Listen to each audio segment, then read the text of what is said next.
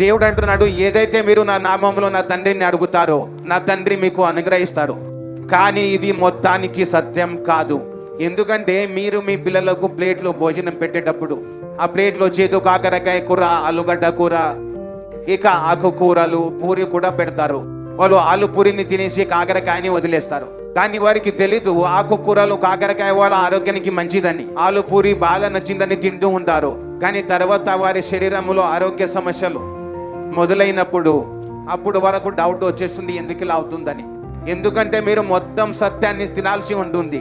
ఆ మొత్తం సత్యం అందటిలో కొన్ని విషయాలు మీకు నచ్చుతాయి. వావ్, నేను అడిగిందే పొందుకుంటున్నాను, ఇది మీ యొక్క పూరి ఆలు లాగా. కానీ తర్వాతది వెదుకుడి, మీకు దొరుకును. ఇది ఆ కాకరకాయ కూర లాంటిది. కానీ చాలా మంది తినాలనుకోరు. కానీ దేవుడు తనను వెతికిన వారికి ప్రతిఫలం అందిస్తాడు.